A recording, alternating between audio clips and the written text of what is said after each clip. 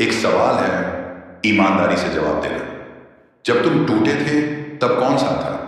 जब तुम चुप थे तब किसने पूछा क्या हुआ? अगर जवाब कोई नहीं है तो ये वीडियो तुम्हारे लिए है। और अगर तुम अभी भी सुन रहे हो तो समझ लो तुम आम इंसान नहीं हो। पार्ट 1, सहने वाले लोग दिखते क्यों नहीं? दुनिया में सबसे ज्यादा शोर उन लोगों का होता है जो अंदर से खाली होते हैं, और सबसे ज्यादा ताकत उन लोगों में होती है जो चुप रहते हैं। लेकिन सवाल यह है, जो चुप रहता है वो सह क्यों लेता है? क्योंकि वो जान चुका होता है बोलने से कुछ नहीं बदलता। बुद्ध कहते हैं जब शब्द हार जाए तब मौन जीतता है। तुमने नोटिस किया है, जो इंसान बहुत कुछ सह चुका होता है वो बहस नहीं करता, वो एक्सप्लेन नहीं करता, वो प्रूव नहीं करता, क्योंकि उसे पता है सच को शोर की जरूरत नहीं होती।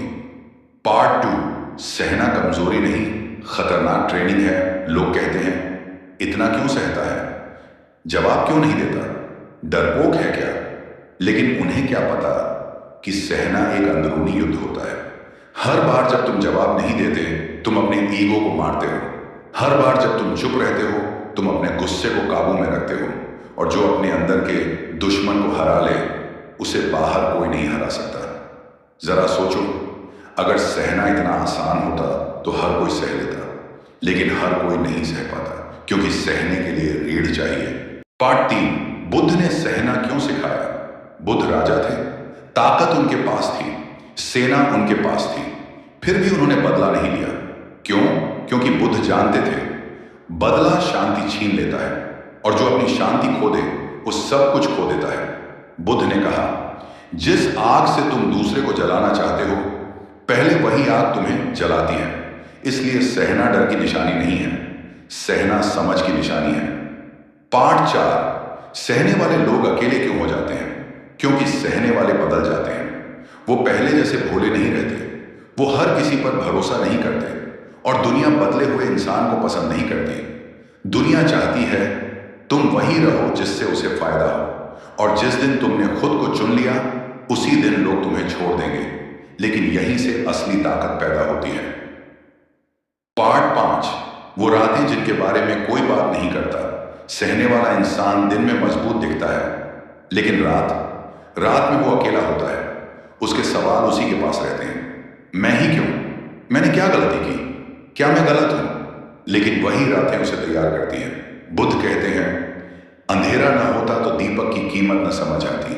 पार्ट 6, सहने से इंसान के अंदर क्या क्या मर जाता है?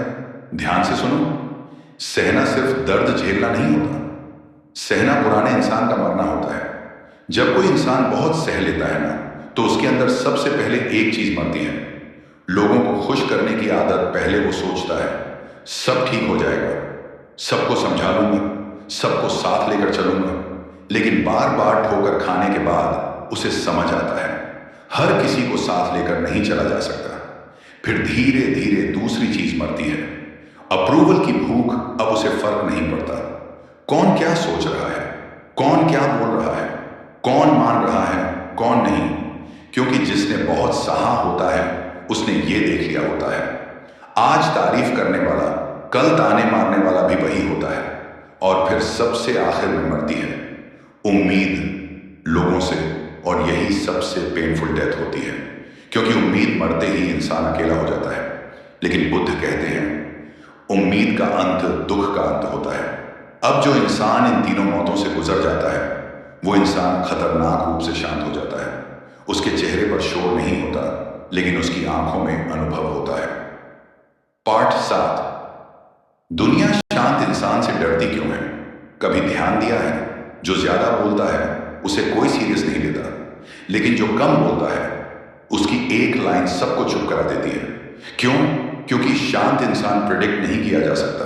वो गुस्से में नहीं फटता, वो रोता नहीं, वो सफाई नहीं देता, वो बस देखता है, समझता है और याद रखता है। दुनिया को डर लगता है ऐसे इंसान से जिसे मैनिपुलेट नहीं किया जा सकता, जिसे प्रोवोक नहीं किया जा सकता, जिसे इमोशनल ट्रैप में नहीं फंसाया जा सकता। बुद्ध ने कहा था जिसने मौन को समझ लिया उसने शोर की दुनिया को पार कर लिया। इसलिए जब तुम ज्यादा सह लेते हो लोग कहते हैं ये बदल गया है। हाँ, वो बदल गया है, अब वो मूर्ख नहीं है। पार्ट 8, वो दर्द जो किसी को दिखाई नहीं देता। सहने वाला इंसान दिन में मजबूत दिखता है, लेकिन उसकी रातें किसी युद्ध से कम नहीं होती। वो अकेला छत को देखता है और सोचता है, क्या मैं गलत था? क्या ज्यादा सह लिया? क्या बोल देना चाहिए था? लेकिन वही रातें उसके अंदर एक नई क्लैरिटी पैदा करती हैं। वो सीखता है, सब कुछ बोलने के लिए नहीं होता, सब कुछ समझाने के लिए नहीं होता, कुछ चीजें सिर्फ सहने के लिए होती हैं। बुद्ध कहते हैं, जो रातों में खुद से बात कर ले वो दिन में दुनिया से नहीं डरता। धीरे धीरे उसका दर्द उसकी शक्ति बन जाता है, और जो इंसान अपने दर्द से दोस्ती कर ले उसे कोई तोड़ नहीं सकता। पार्ट 9, सहनशील इंसान का भविष्य कैसा होता है। यह सबसे इंपॉर्टेंट हिस्सा है। सहने वाला इंसान तेजी से आगे नहीं बढ़ता, वो शॉर्टकट नहीं ढूंढता, वो नॉइज में नहीं जीता, लेकिन वो गिरकर भी खुद को संभाल लेता है। उसका भविष्य धीरे बनता है, लेकिन जब बनता है तो मजबूत बनता है। वो लोगों से कम उम्मीद करता है और खुद से ज्यादा। जो सह गया वो समय से पहले मजबूत बन गया, और मजबूत इंसान को समय भी इज्जत देता है। पार्ट 10, अंतिम सत्य। अगर तुम आज बहुत कुछ सह रहे हो तो ध्यान रखना, तुम कमजोर नहीं हो, तुम चुने गए हो। हर इंसान को यह रास्ता नहीं दिया जाता। ये रास्ता उन्हीं को मिलता है जो आगे चलकर दूसरों के सहारे बनते हैं। बुद्ध कहते हैं, कमल 10, अंतिम सत्य। अगर तुम आज बहुत कुछ सह रहे हो तो ध्यान रखना, तुम कमजोर नहीं हो, तुम चुने गए हो। हर इंसान को यह रास्ता नहीं दिया जाता। यह रास्ता उन्हीं को मिलता है जो आगे चलकर दूसरों के सहारे बनते हैं। बुद्ध कहते हैं, कमल कीचड़ में ही खिलता है। अगर आज कीचड़ है तो कल कमल भी होगा। शांत रहो, सहनशील बनो, और याद रखना, जिसने सहना सीख लिया वही इस दुनिया में असली विजेता है। पार्ट 11, सहने के बाद इंसान ठंडा क्यों हो जाता है। ध्यान दिया है, जो इंसान बहुत कुछ सह चुका होता है वो अब ज्यादा एक्साइटेड नहीं होता, उसे ज्यादा खुशी नहीं होती, उसे ज्यादा गुस्सा नहीं आता, उसे ज्यादा दुख भी नहीं तोड़ता। लोग कहते हैं ये इमोशनली डेड हो गया है, लेकिन सच्चाई कुछ और है। वो डेड नहीं हुआ, वो स्टेबल हो गया। पहले छोटी बात पर दिल दुख जाता था, छोटी बात पर रात खराब हो जाती थी। अब वो सोचता है, ठीक है, देखा जाएगा। और यही लाइन इंसान को अनस्टॉपेबल बना देती है। बुद्ध कहते हैं, जो हर भाव में बहता है वो कभी किनारे नहीं पहुंचता। सहने वाला भावनाओं में नहीं बहता, वो उन्हें देखता है और जाने देता है। यही कारण है कि सहने के बाद इंसान थोड़ा ठंडा, थोड़ा डिस्टेंट और बहुत गहरा हो जाता है। पार्ट 12, सहनशील इंसान को कोई समझ क्यों नहीं पाता। क्योंकि वो एक्सप्लेन करना छोड़ देता है। वो हर किसी को अपनी कहानी नहीं सुनाता। वो जान चुका होता है, जिसे समझना होगा वो बिना बताए समझ जाएगा, और जिसे नहीं समझना वो 1000 शब्दों के बाद भी नहीं समझेगा। पहले वो जस्टिफाई करता था, मैं ऐसा नहीं हूं, मेरी मजबूरी थी, तुम गलत समझ रहे हो। अब वो चुप रहता है, क्योंकि सहने के बाद इंसान को यह क्लैरिटी मिल जाती है। हर सफाई आत्मसम्मान को कमजोर करती है। बुद्ध कहते हैं, मौन तब अपनाओ जब शब्द तुम्हारी कीमत घटाने लगे, और यहीं से सहने वाला इंसान भीड़ से अलग हो जाता है। पार्ट 13, लोग सहनशील इंसान के खिलाफ क्यों हो जाते हैं। क्योंकि वो बदल गया होता है। पहले वो अवेलेबल था हर किसी के लिए, हर समय। अब वो सिलेक्टिव है। अब वो हर कॉल नहीं उठाता, हर मैसेज का जवाब नहीं देता, हर ड्रामा में शामिल नहीं होता।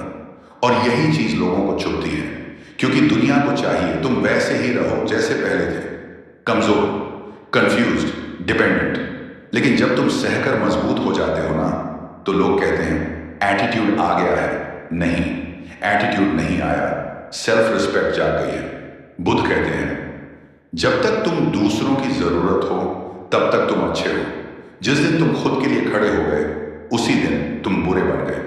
अगर आज लोग तुम्हारे खिलाफ हैं तो घबराओ मत, शायद तुम सही रास्ते पर हो, क्योंकि हर मजबूत इंसान पहले मिसअंडरस्टूड होता है।